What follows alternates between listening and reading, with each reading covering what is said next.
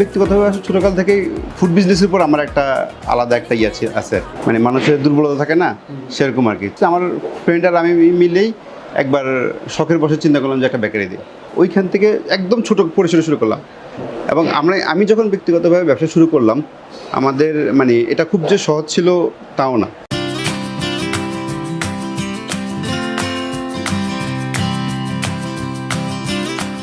আমরা 55 কেজি আটার মধ্যে 35 থেকে 40টা ডিম লাগে পুরাকে আমি ডিজাইন করতে গেলে আর কি, আর দুধ লাগে 250 গ্রাম। এটা দিয়ে আমরা ডিজাইন করি, এটা উপরে দিয়ে ডাইলে দিব। এখন ডাইলে দেওয়ার পরে সমান করে পুরাটা দিতে হবে। তারপরে মনে করেন এখানে বাদাম দেই, তিল দেই, অথবা কিশমিশ দেই, এবং বিভিন্ন ডিজাইন করা বিভিন্ন আইটেম করে দিই।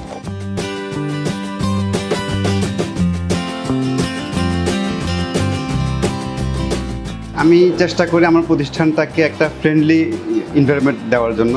স্টাফদের থাকা খাওয়া থেকে শুরু করে সব কিছুতে আমি চেষ্টা করি তাদেরকে একটু রিল্যাক্স দেওয়ার জন্য। আমাদের এখানে টোটাল এখন কাজ করে 70 জন। এই 70 জনই আমাদের এখানে থাকা খাওয়া থেকে শুরু করে অ্যারেঞ্জমেন্ট সব আমাদের করতে হয়। ছোটোকাল থেকে বেকারিগুলো দেখে আসছি, থাকার পরিবেশটা যেখানে কাজ করে এর উপরেই থাকে, কিন্তু আমাদের এখানে তাদের জন্য আলাদা মেস সিস্টেম করে আলাদা বিল্ডিং ভাড়া করেছি আমরা। পাশাপাশি এখানে থাকা খাওয়ার জন্য আলাদা আমরা হেলদি পরিবেশ ওটা দেওয়ার জন্য আমরা চেষ্টা করেছি। যারা এখানে কাজ করে তাদের 3 বেলা খাবার থেকে শুরু করে সব কিছু আমাদের এখানে দিতে হবে। ইভেন আপনি জানলে অবাক হবেন, তাদের গায়ের কাপড়ের সাবানটুকু আমরা প্রোভাইড করি। তারা যে টাকাটা ইনকাম করে পুরো টাকাটাই তারা তাদের পরিবারের পিছনে ব্যয় করতে পারে। আপনি দেখছেন টোস্টে যারা কাজ করছে এরা হচ্ছে লক্ষ্মীপুর নোয়াখালী অঞ্চলের বেশি, আর যারা বিস্কুট ডিপার্টমেন্টে কাজ করছে এরা ম্যাক্সিমাম হচ্ছে আপনার ময়মনসিংহ নেত্রকোনার লোক। ডালডা, চিনি, দুধ, গ্লুকোজ, ঘি, আটা, তেল, বাটার আছে এখানে, এরকম সব কিছু দিয়ে মিক্সার করতে হয় প্রথমে। মিক্সারের পরে যখন আমরা ওই যে এখানে টেবিলে তুললাম, এখন ডিজাইন করব আর কি। প্রত্যেকটা আলাদা আলাদা ডিজাইন হবে। এটা বেলা দিচ্ছি আর কি, সমান করে নিচ্ছি। বিভিন্ন ডিজাইনে বিভিন্ন ডাইস আছে, তা দিয়ে আমরা ওই ডিজাইন করি আর কি। আমার এখানে আমি বেসিক্যালি 3টা আইটেম করি। এক নাম্বার হচ্ছে টোস্ট করি, আর ড্রাই কেক করি, বিস্কিট করি। বিস্কিটের মধ্যে আপনার প্রায় 15 থেকে 20 প্রকারের বিস্কিট হয়। টোস্টের ক্ষেত্রেও 2 ধরনের টোস্ট মূলত, একটা হচ্ছে আমাদের বেকারি ভাষায় চায়না টোস্ট, আর হচ্ছে বাংলা টোস্ট। চায়না টোস্টের মধ্যে প্রায় 10-12 প্রকারের চায়না টোস্ট হয়, এবং বাংলা টোস্টের ক্ষেত্রে প্রায় 10-12 প্রকারের বাংলা টোস্ট হয়। আপনার ড্রাই কেক হয় এক প্রকার। মানে আইটেম 3টা হলেও এর মধ্যে ভেরিয়েশন আছে অনেকগুলো আর কি। আবহাওয়ার সাথে আবার চাহিদা একটু হয়। যেমন শীতকালে আমাদের টোস্টের চাহিদাটা বেড়ে যায়, যখন গরম থাকে একটু থাকে তখন বিস্কুটের চাহিদাটা বেশি থাকে। শীতের সময় মানুষ একটু চা দিয়ে ভিজে বাসার মধ্যে সকালে বিকালে বা চার দোকানে বসে এই টোস্ট দিয়ে বিস্কিট খেতে পছন্দ করে। হয়তো বা এই কারণেই হতে পারে মানুষের খাদ্যাভ্যাসটা হয়ে গড়ে তুলছে, শীতকালে মানুষের টোস্ট জিনিসটা বেশি খায়। সমগ্র বাংলাদেশে আমরা মার্কেট করি, সেক্ষেত্রে বর্তমানে আমাদের মার্কেটটা বেশি হচ্ছে পদ্মার ওই পারে, বিশেষ করে খুলনা, বরিশাল, তারপরে গোপালগঞ্জ, এই অঞ্চলটা আমাদের একটা বড় অংশ মাল যায়। এদিক দিয়ে টাঙ্গাইল, আবার আমাদের এই যে সাভারের অঞ্চলটাতে আমাদের ভালো একটা মাল যায়। নোয়াখালীতে কিছু মাল যাচ্ছে, গাজীপুরে কিছু মাল যাচ্ছে। আমরা সরাসরি নিজেরা মার্কেট করি না, মানে রুট লেভেলে ডিলার পয়েন্টে আমরা মাল পৌঁছে দিই। ডিলাররা তাদের রুট লেভেলে মার্কেট মালটা পৌঁছায় দেয়, মানুষের বিভিন্ন দোকানে দোকানে পৌঁছে দেয়। আমাদেরকে ডিলাররা যখন অর্ডার দেয়, ওই অর্ডার অনুযায়ী আমরা মূলত তাদের জন্য মালগুলো তৈরি করি। এখন ডিজেলের দাম বেড়ে যাওয়ার কারণে আমাদের প্রত্যেকটা ট্রিপে দেখা যায় 2000, 2500, 3000 করে আমাদের খরচ বেড়ে গেছে। কিন্তু আমরা চাইলে কিন্তু প্রোডাক্টের দাম বাড়াতে পারছি না, কারণ আমাদের এটার সাথে অনেক কিছু জড়িত। আরও 10টা কোম্পানি যদি না বাড়ায়, আমি আসলে এককভাবে বাড়ায় মানে মার্কেটে আমার দেখা যায় একটা নেগেটিভ রিভিউ পড়ে যাবে। যার কারণে আমরাও এই চ্যালেঞ্জের মধ্যে আছি। এটা একটা আমাদের মানে ব্যবসায়িক চ্যালেঞ্জ। সময়ে সময় দেখা যায় যে হুট করে কাঁচামালের দাম বেড়ে যাচ্ছে। আপনার এখন তেলের দাম একদম সর্বোচ্চ পর্যায়ে আছে, কিন্তু আমরা চাইলেও আপনার প্রোডাক্টের দাম বাড়াতে পারি না। একটা মুদির দোকানদার মনে করেন 10 টাকা দিয়ে যদি একটা মাল কিনে, সে পরের দিন 11 টাকা বিক্রি করতেছে, কিন্তু আমি কিন্তু 10 টাকা দিয়ে মাল কিনে 10 টাকা দিয়ে বিক্রি করতে হচ্ছে। উৎপাদক লেভেলে আমরা যারা আছি, উৎপাদন করছি, তাদের এই সমস্যাটা আজীবন রয়ে যাচ্ছে।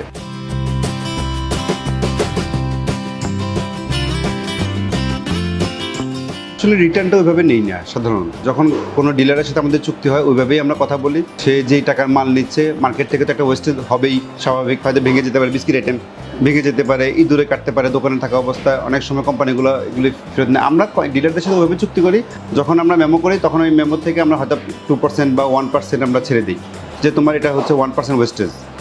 এইটার উপরে ডিপেন্ড করে তারা আমাদের থেকে মাল নেয়, এই চুক্তিতেই তারা মাল নেয়। করে আমাদের 2টা গাড়ি আছে নিজস্ব পরিবহনের মধ্যে, পাশাপাশি আমরা রেন্টের উপরেও ডিপেন্ড করতে হয়।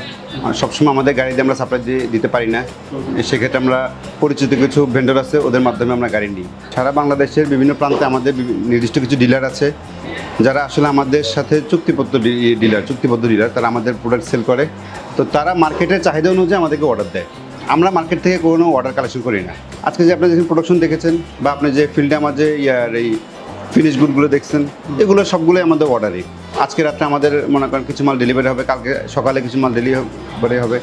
আমরা অর্ডারের বাইরে সাধারণত মাল তৈরি করি না। ব্যক্তিগতভাবে আমি বেকারি ব্যবসার সাথে খুব বেশি দিন আগে না, 2014 সাল থেকে আমি বেকারি ব্যবসাতে প্রথম আসি। উত্তরাতেই আমাদের নিজস্ব একটা ল্যান্ড ছিল, ওখানেই শুরু করেছিলাম আমরা শুরুতেই। এরপরে এই জায়গায় করোনার পরে 2019 সালে আমরা এখানে শুরু করলাম এই জায়গাটাতে। তো ওইখান থেকে হাঁটি হাঁটি পাপা করে মোটামুটি এখানে আমাদের পথ চলা শুরু হয়েছে আর কি। আপনি ব্যবসা শুরু করলে যে প্রফিট পাবেন তার উপর না।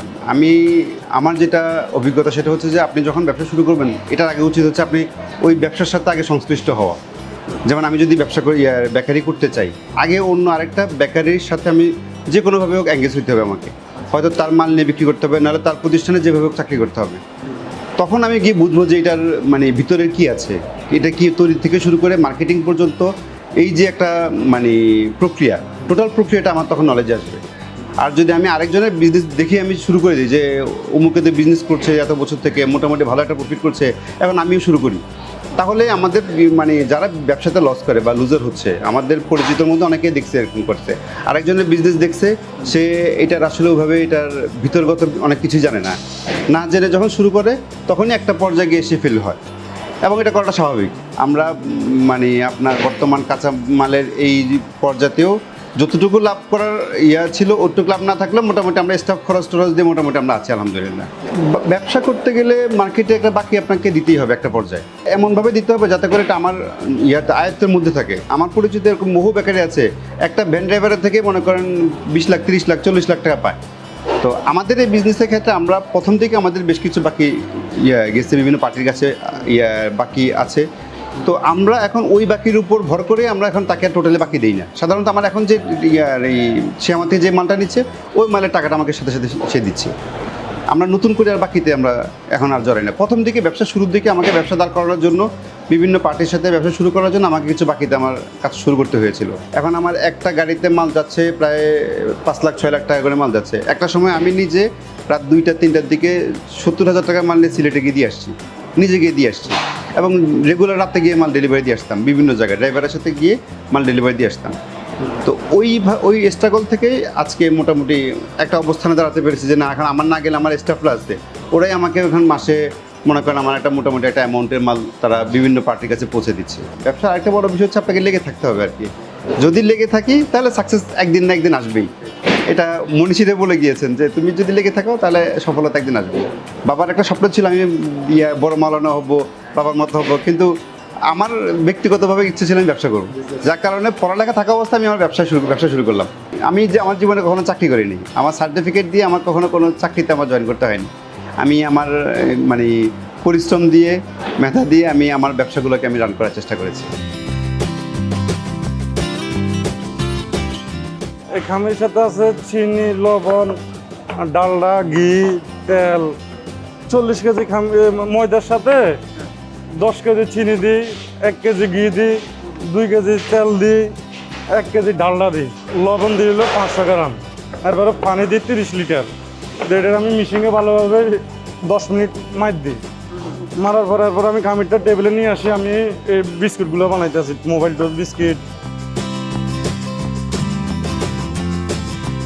যে এলাকাতে এখন বিজনেস করছি, এই এলাকার সবচেয়ে বড় চ্যালেঞ্জ অধিকাংশ সময় কারেন্ট থাকে না। আমার জেনারেটর ইউজ করতেই হচ্ছে, এতে করে আমার একটা বাড়তি অনেক বড় একটা খরচ আমার হচ্ছে। পাশাপাশি কাঁচামালের একটা বড় ধরনের একটা প্রাইজিংয়ের একটা ব্যাপার আছে, মানে প্রত্যেকটা কাঁচামালের রেট অনেক আপ হয়ে যায়, কিন্তু আমরা আসলে প্রোডাক্টের রেট ওইভাবে করতে পারি না। প্রতি বছর আমি আমার স্টাফদের 10% পর্যন্ত বেতন আমি ইনক্রিমেন্ট করি, একদম প্রত্যেকটা স্টাফের। এটা আমাদের একদম লিখিতভাবে নিয়ম করা। তার মানে আমি প্রতি বছর বেতন বাড়াচ্ছি, কিন্তু আমি কিন্তু প্রোডাক্টের দাম বাড়াতে পারছি না প্রতি বছর। একটা সময় ছিল এটা অল্প কিছু টাকা দিয়ে আপনি বেকারি ব্যবসা শুরু করতে পারবেন, আপনি 50-60 হাজার টাকা দিয়ে একটা তন্দুর বানিয়ে একটা ছোট। কিন্তু এখনকার যে পরিবেশ বা এখনকার যে পরিস্থিতি, এটার মধ্যে একটা বড় ইনভেস্ট ছাড়া আপনি আসলে এই ব্যবসাটা শুরু করা যায় না। সে যদি ছোট পরিসরে করতে চায় তার মিনিমাম 50 লাখ টাকার মতো একটা ইনভেস্টমেন্ট লাগবেই। এর থেকে বেশি ইনভেস্ট করেও মানুষ ফেলিয়ার হয়েছে। ওই যে আমি যেটা বললাম, আপনার সেই ব্যবসা সম্পর্কে আসলে খুব বেশি বুঝে নেই, মার্কেট সম্পর্কে তার অ্যানালাইসিসটা খুব গাঢ় ছিল না। টোস্টের এটা হচ্ছে ফার্স্ট লেয়ারটা হচ্ছে, পরে এটাকে আবার বের করে আলাদা করে কেটে কেটে তখন পিস পিস করে আবার দিবে আরেকটা। এখন ব্রেড হচ্ছে মূলত এটাই পরে টোস্ট হয়ে যাবে। একবারে 70 কেজিও দেওয়া যায়, আবার তার সাথে ডবলও দেওয়া যায়, 280 কেজিও দেওয়া যায়।